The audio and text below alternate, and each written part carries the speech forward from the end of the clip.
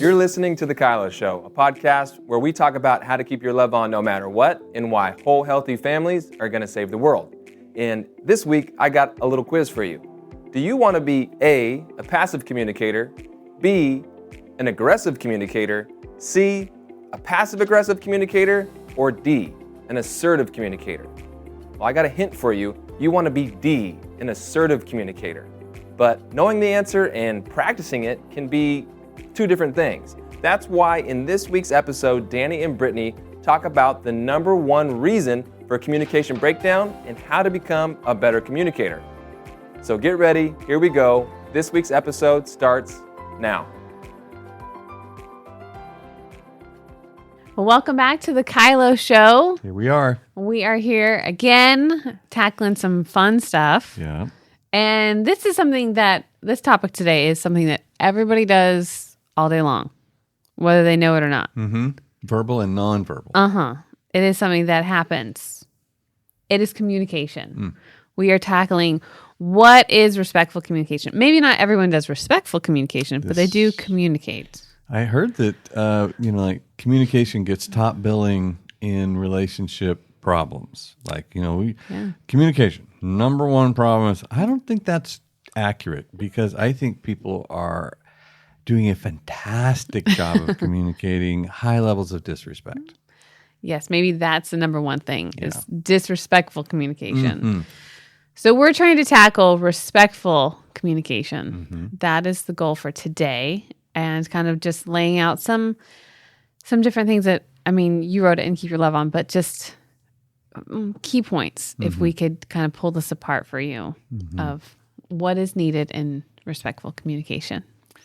Well, it does start with Ephesians 4 saying that we are directed to speak the truth. This is where the argument starts, in love. Okay.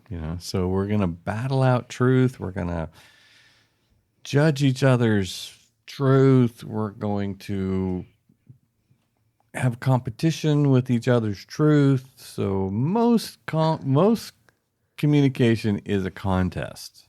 But it's in love. Well, no, they forget that part. It's all about truth. Oh, okay. It's all about the truth. And guess who's got it? Me. Yeah.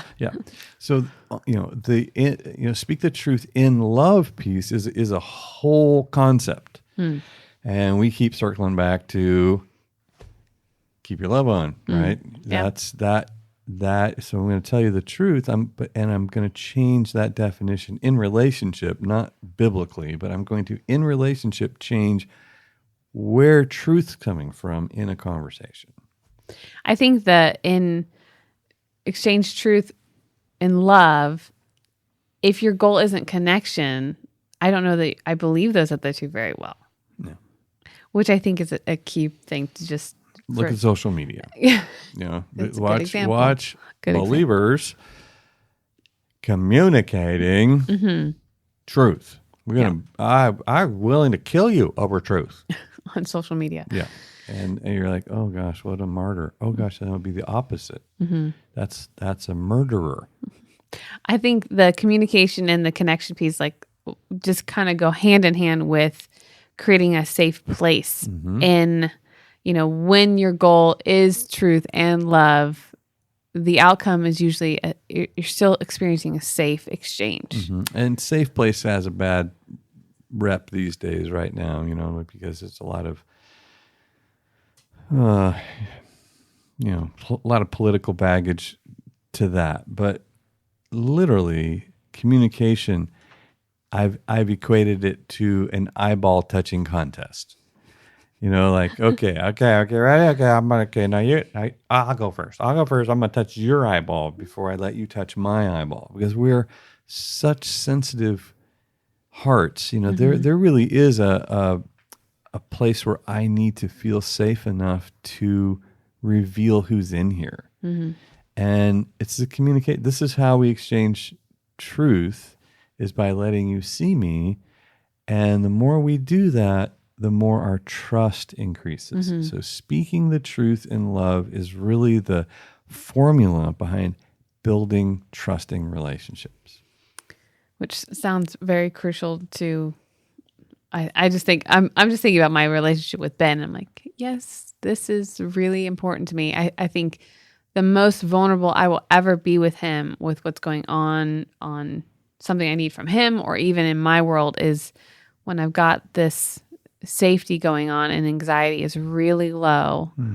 I can lean in and have those hard conversations where they produce something, which is usually connection on the other side. And so learning to communicate in a way that increases the message, I love you, I'll protect you, I value you when I see you, and decreasing the fear, the anxiety, I feel controlled, I feel punished, I feel judged, I feel rejected. So there's a style to communication that jacks up the anxiety, and there's a style of communication that builds a safe place to where we can tell the truth.